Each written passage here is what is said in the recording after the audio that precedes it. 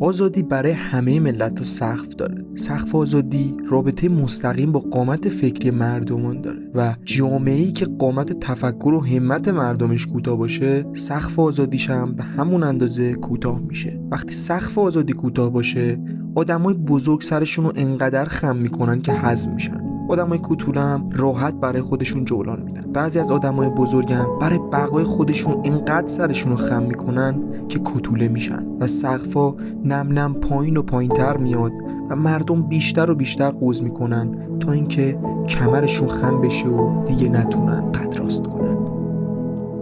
این نقل قول برگرفته از کتاب بیچارگان فئودور داستایوفسکیه.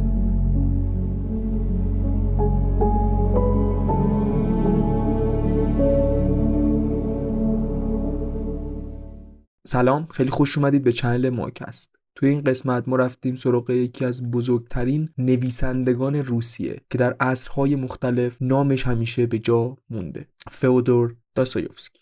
یکی از اون اشخاصی که میگن نوشته و کتاباش بیشتر برای بیانگر شرایط افراد ضعیف و قشر پایین جامعه بود تا اینکه بخواد در رابطه با زندگی اشرافی و زیبایی‌های زندگی اشرافی صحبت بکنه. به خاطر همین شخصیت جالبیه. داستایوفسکی طبق صحبت خودش جریان خیلی باحالی که داره میگه که من مثل بقیه از یه خاندان پولدار نیومدم که بخوام برای نوشتام صبر کنم و توی زندگی عادیم به مشکل نخورم. انقدر توی زندگی وضع مالیم خراب میشه مجبور میشدم سریع آثار خودم رو چاپ بکنم تا به پول برسم و از این موضوع هم خیلی مثل اینکه خوشحال نبوده. خلاصه بدون صحبت اضافی بریم سراغ این اپیزود.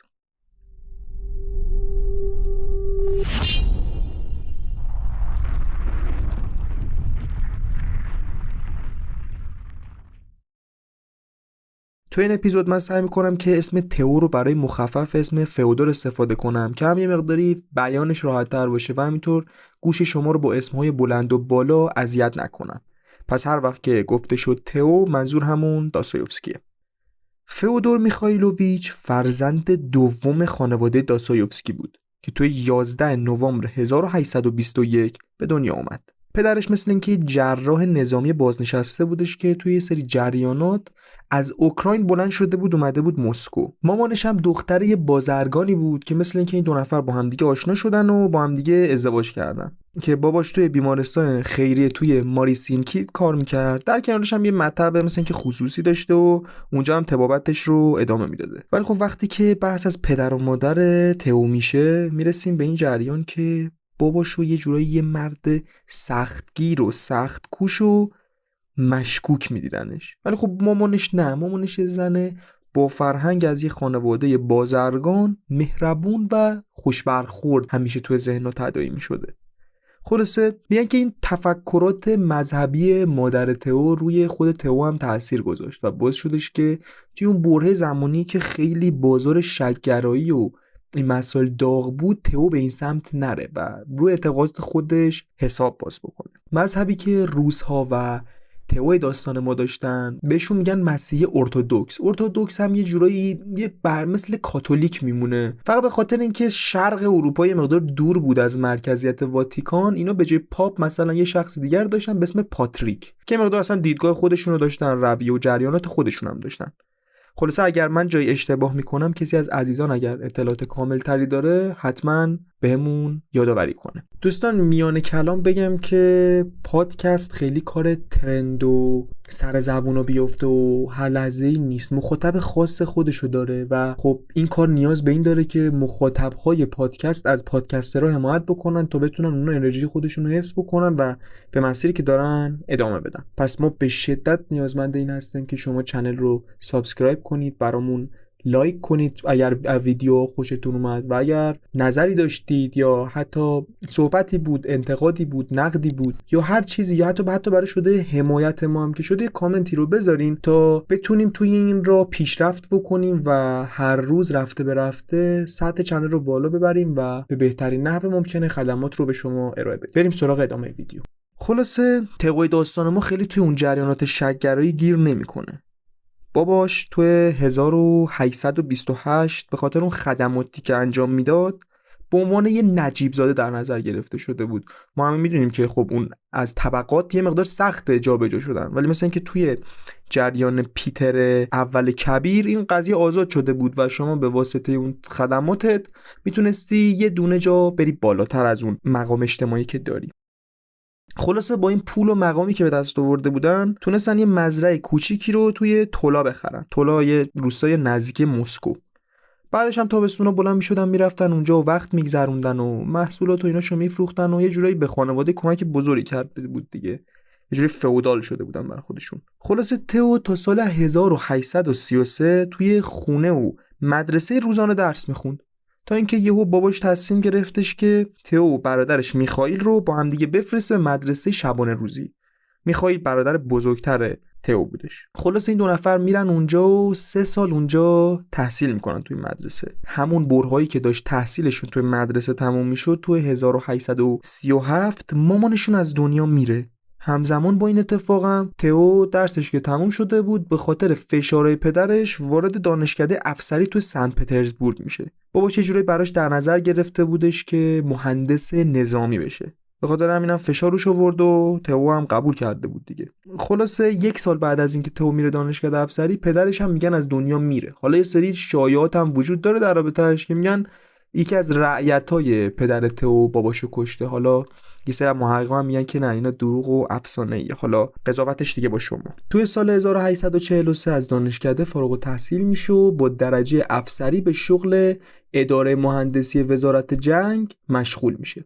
اون زمان که ارث زیادی هم از این باباشون بهشون به ارث رسیده بود، تئو شروع کرد به ولخرجی کردن و نم نم ارث پدریش تموم شد. چون بابای تئو که مجبورش کرده بود بره مهندسی نظامی بخونه، وقتی که باباشم از دنیا رفت وسط مأموریت شغلش رو ول کرد و تصمیم گرفتش که با میخائیل با همدیگه یه انتشارات را بندازن. تو همون دوره بودش که تئو تصمیم گرفت دیگه شغل خطرناک و ریسک نویسندگی رو استارت بزنه و از قلمش نون در بیاره. اولین کار هنری هم که تئو کرد ترجمه که از کارهای اوژنی گرانده بود، یه نویسنده فرانسویه به اسم بالزاک. تئو خیلی نیاز نداشتش که گمنام باشه، چون توی استارت همون اولیه کارش اولین رمان خودش رو به اسم پرفولک یا بیچارگان منتشر کرد. به خاطر خیلی جالبی هم از خودش داره. اون زمان میگه که وقتی اولین رمان خودم رو نوشتم توی کتاب خاطرات یک نویسندش میگه که اون زمان یه نسخه از کتابم دادم به دوستم دیمیتری. اونم برداشت این کتاب برد مثل اینکه پیش نیکولای نکراسوف که یه شاعری بوده اون زمان. این دوتا هم شروع میکنن با هم دیگه بلند بلند خوندن این کتابو. تا 4 صبح مشغول خوندن این کتابه بودن. وقتی که این کتاب تموم میشه میگه ما سری بلند شدیم رفتیم پیش تئو و بهش گفتیم چه شاهکاری تو نوشتی، خودت میدونی اصلا چی نوشتیم، فوق العاده است. که خود تئو توی کتابش میگه که یکی از شادترین لحظات زندگیم بود.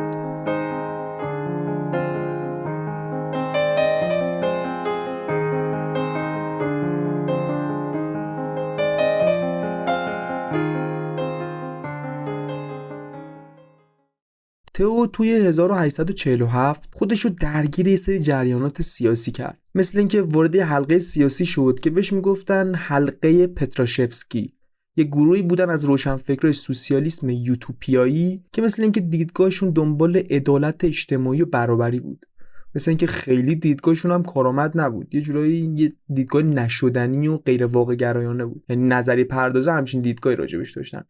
میگفتن در مقایسه با مارکسیسم یه مقداری عملی‌تر و علمی‌تره. شما دیگه ببینید اون دیدگاه سوسیالیسم یوتوپیایی چی بوده. خلاصه مثل اینکه تئو هم خیلی از کمونیسم و مارکسیسم و اینا اصلا خوشش نمیومده.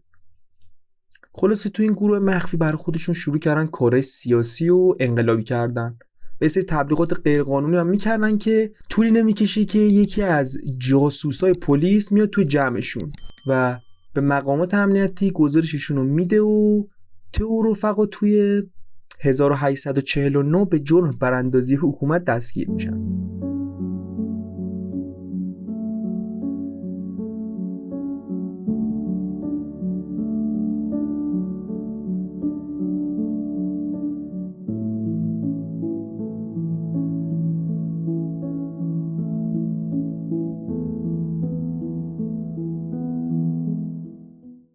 بعد از 8 ماه زندان قرار میشه که دوستان کار به دست جوخه اعدام سپرده بشن.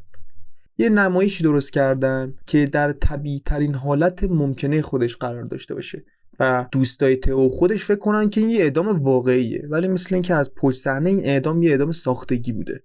برداشته بودن کشیش آورده بودن و نمیدونم داربستای اعدام زده بودن و تمام شرایط برای اعدام طبیعی فراهم شده بود. میگن توی آخرین لحظه هماهنگ کرده بودن که کشیشه بیاد برای اینا طلب آمرزش کنه و اینا هم زمانی که مأمورا تفنگا رو به سمت اینا نشونه گرفتن اینا رو ببخشن. مثل اینکه این اعدام هم متوقف شده بود بعد از این خواسته کشیشه و اینا رو برداشتن بردن توی اردوگاه کار اجباری توی سیبری.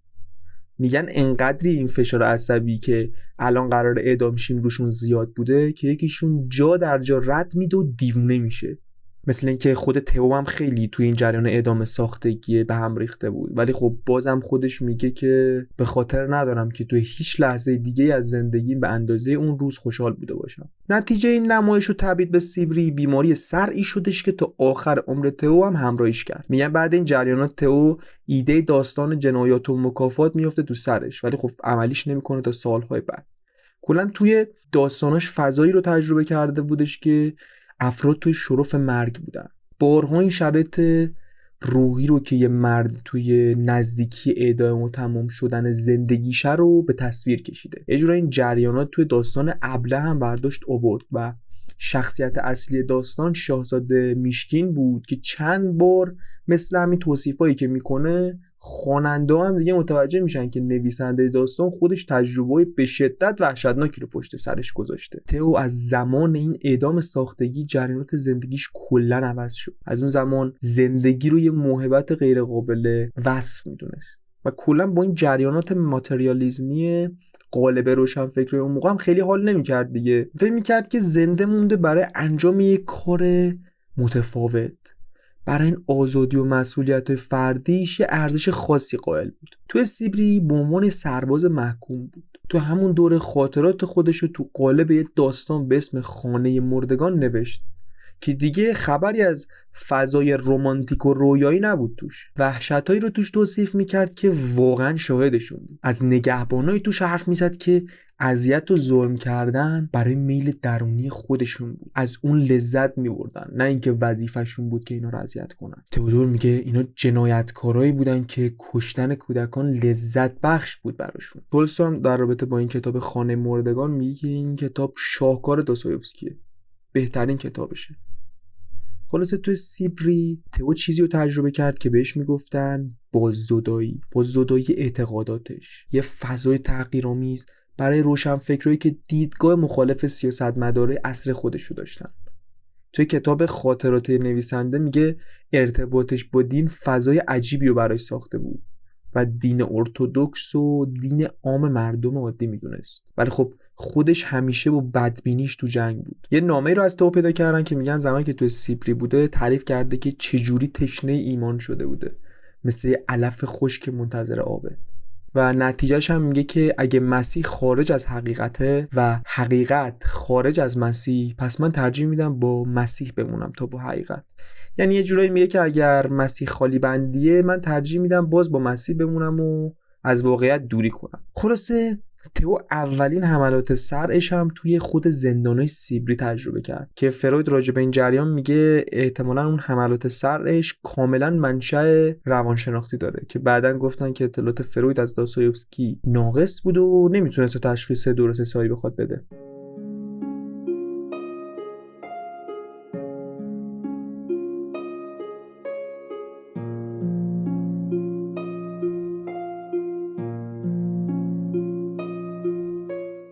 تئو تو سال 1854 از زندان اومد بیرون. فصل جدیدی از زندگی شروع شده بود تا دوران بعدی مجازاتش رو به عنوان مأمور خدمت توی گردان هفتم پیاده نظام سیبری به سمی بگذرونه. تو سال 1857 بعد از 2 سال عشق و عاشقیش با ماریا دیمیتریونا بیوه یک کارمند گمرک ازدواج میکنه که مثل اینکه شرایط جسمانی تئو هم خیلی خوب نبوده و توی همون ماه عسلشون حملات سر یه مقداری حالشون رو خراب کرده بود. خلاصه داستان بگم که این ماریا خانوم هم توی 7 سال بعد از ازدواجشون از دنیا میره. بالاخره توی سال 1859 استعفاشو از ارتش قبول میکنن. تونسته بود بالاخره بره نزدیک مسکو، اونجا 2 داستان رویای عموجان و روستای استیپاچیکو رو بنویسه و چاپش کنه. بزرگوار همون سالم دعوتش مثل این که کردن بره پیش الکساندر دوم که تازه شاه شده بود، با هم بقیه نویسنده جمع شده بودن اونجا و همونجا هم اجازه گرفت که اگر امکان داره برم سن پترزبورگ، که مثل این که این اجازه هم بهش داده شد. بعد از یه مدت خیلی کوتاهی هم اونجا با برادرش مجله به اسم ورمیا رو راه انداختن که تو همون دوران تو سال 1862 تو اروپا واسه خودش گشت‌وگذار میکرد و روزنامه نگاری میکرد که بزرگوار دوباره ارون نرفت و یه مقاله تند و تیز و به اسم ماجرای بیشرمانه نوشت و این مجله باعث شدش که این موضوع تو سال 63 کلا تعطیل بشه اون مجله و متاسفانه 1 سال بعد از این جریانات هم میخائیل برادر بزرگترش از دنیا میره و تئو به شدت به هم میریزه.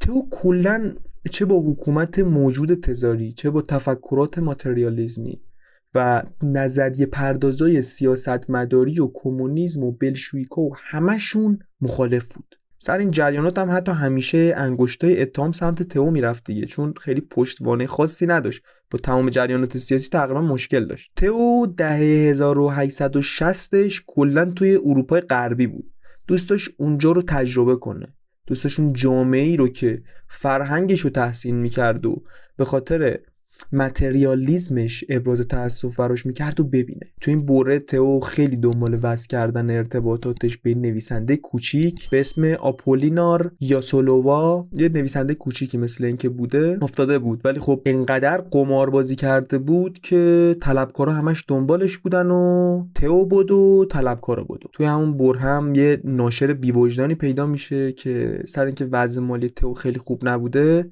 و به شدت هم به پول نیاز داشته، باشه قراردادی رو میبنده و بهش میگه که تو این پولو بگیر، پول پیش پرداخت و بزن به زندگیت، ولی تا 1 ماه بعد فرصت داری که من یه کتابی رو برسونی. و ناشرم خب میدونست که نوشتن یه کتاب در 1 ماه واقعا کار راحتی نیست و مطمئن بود که 99% تئو نمیتونه این کارو بکنه و بیشتر روی اون مفاد محرومیت حساب کرده بود که اینجوری باعث میشد تا 9 سال تمام هر چی که تئو بخواد چاپ کنه رو باید رایگان براش چاپ کنه. یعنی پولی قرار نیست دیگه به تئو برسه این وسط و هر چی پول از کتابا بیاد میره تو جیب ناشره. ولی خب تئو هم از اونجایی که این جریانات تو کتش نمیرفت، یه کمک دست استخدام کرد به اسم آنا گریگوریونا که نشستن با هم دیگه زیر 1 ماه کتاب قمارباز رو نوشتن که میگن توی 26 روزم تموم شد اون کتابه. کتابم کتاب خفنی ها، یعنی اصلا چون تو 26 روز نوشته شده دلیلی بر ضعیف بودنش نیست. خلاصه بگذریم. تو سال 1867 با آنا ازدواج میکنه و دوباره با هم دیگه به اروپا سفر میکنن و تا سال 1871 هم دیگه بر نمیگردن روسیه. تو این سفرشون چندین بار تئو پولاشو توی قمار به فنا میده و با این وجود با همسر جدیدش اول میرن سوئیس، بعدش هم میرن ایتالیا و 2 سال آخرش هم میرن درسدن توی آلمان.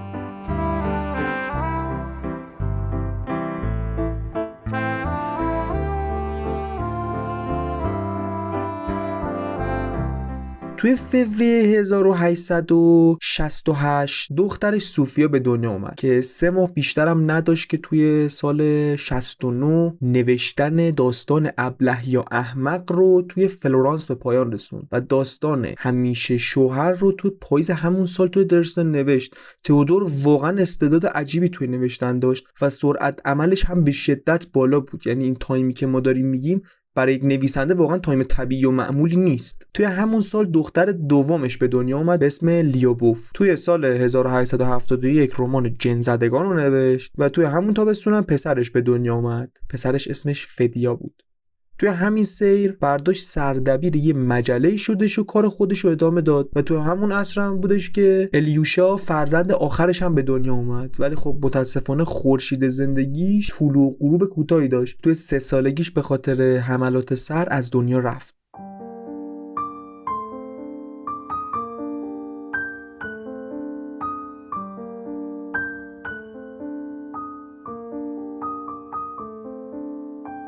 توی این سالا تئو خیلی با نظریه‌های سیاسی توی صلح نبود.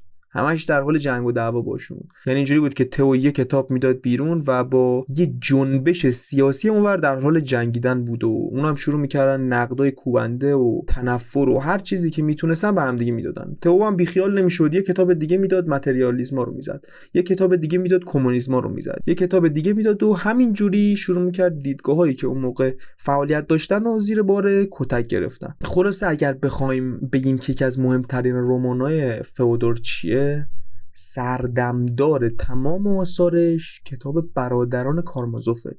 این کتاب یه شاهکاریه که خیلی به عنوان بهترین کتاب اروپا میدوننش در ادبیات روس و خیلی هم میگن که خب 3 فصل اول این رمان کفایت میکنه تا متوجه بشین که چه شاهکاری رو تئو نوشته. خلاصه خیلی نمیخوام وارد جزئیات بشم. اگر از این کتاب خوشتون اومد حتما برید بخونیدش، واقعا فوق العاده است. و بگذارید بریم برای بخش آخر.